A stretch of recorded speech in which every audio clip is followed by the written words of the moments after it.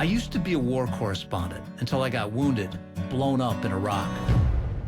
But I didn't want my kids to grow up fearful because of what happened.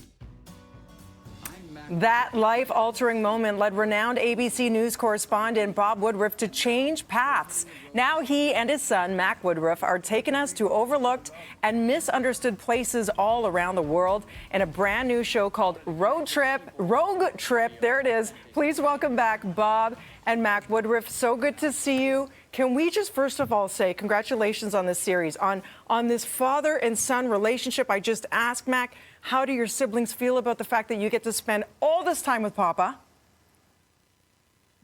I think at first they were a bit jealous, and then they realized how long I was actually going to have to be by my dad's side, and they thought I was taking one for the team. Take that back. Oh my gosh.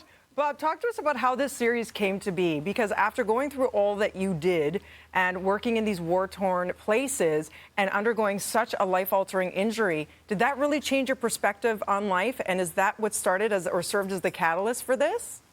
Yeah, I think so in some ways. I just wanted to make sure that people saw these countries that we reported about when the wars were going on, to see these countries with a little different perspective.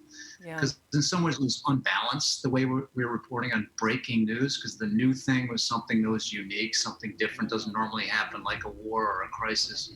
So I just wanted to see this to the rest of the world. And then I thought how perfect would be, for my son, who's also in production. He's an amazingly great photographer. I said he should come with us and do that. And everybody loved the idea, and it worked out extremely well. I'll say, and here we are at a time where a lot of people can't fly on a plane like they typically would and visit new places. So you take us there. And this is also a time of reflection, being in this pandemic where we're all very much grounded and doing a lot of introspection. So what did this series and filming this and going back to these places and showcasing surprising facts show you about the resilience of the human spirit, the strength of the human spirit? Yeah, I think that's exactly the motto of the show. I think that, all of these countries have recovered from some sort of crisis, whether that be a war or, drug trafficking in Colombia or, incredible remoteness and undeveloped parts of Papua New Guinea. They've all seemingly recovered. And that doesn't mean that they're perfect. No country's perfect, but they're still very, very worth going to. And it just shows the incredible strength that humans have all around the world to recover from tragedy. Yeah, well said. And can I just say the clip with the hyena? Can we show some of that? I think we're allowed to show. It is terrifying to watch. Bob, your face gets beet red, and you've been in all kinds of situations. Take a look at this. This is the most powerful jaw of any animal in the world, and there they are right next to our faces. I think you would be afraid too, Dean, I got to say. I can't believe you did this. Yeah. What did it feel like to have the heat of it on your neck like that? Yeah, the breath of the hyena on the back of your neck is a bit of an intimidating situation to find yourself in. But we were there with some experts, and this guy does this every night. And they're not domesticated animals by any means, but I think they'll do some stuff for food. So we felt pretty safe. Oh my gosh! It's so hard to watch, and I know you're okay because I'm looking at you live right now, and it's still so hard to watch. What's it like when? What's it looks like? like my face is bleeding or something. That red is something more like Color of the Light, I think. I don't think it was that blood. Yeah, he was pretty scared. I want to know this, Mac. What did you learn about your dad that you didn't already know after spending this much time together, bonding in those sorts of ways all over the world?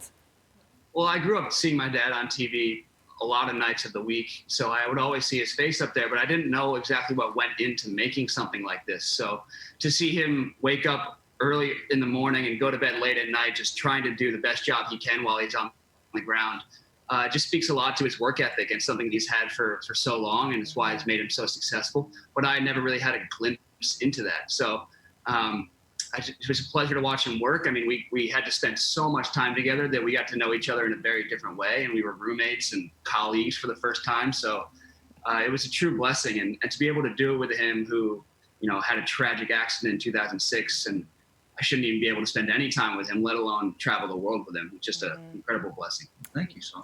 That was beautiful. Now I'm going to ask you the same thing, Papa Bob Woodruff. I can't call you Bob. It's Mr. Woodruff. I just can't. It's Bob. I love that. It's Mr. Woodruff. What have you learned about your son, Mac? My wife called me that too. Have my wife call me that. That's awesome. That's good. This is important because I wanted to make sure that my son didn't feel like I was risking something every single day when I went overseas and left my 4 kids back at home. I just wanted to show him these countries have messages for the world that are even more important than just the crisis that's ripping through them, because they're filled with these people and these beautiful places that doesn't get enough attention. So I just wanted to make sure that my son didn't think that I'm just a out of control risk taker, that I was going to these countries also to learn and bring this information back to them as kids. So, God bless you both. Beautiful father-son relationship. It's incredible. And listen, this is a joy to see you both healthy and safe. Love to you and your family. And thank you for bringing us these adventures with these beautiful positive messages that we all need to see right now. And it really is bringing us together. So it's called Rogue Trip. It's available on Disney Plus starting Friday. Bring your popcorn, bring your raw hyena meat, whatever you need to do to watch this. And I'm so glad you did that, not us, because I did the edge walk over here on the CN Tower, and that was risky enough for me. Maybe you guys have to do that for your next season. Okay.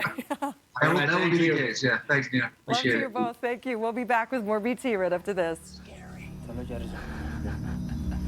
Let go. Okay.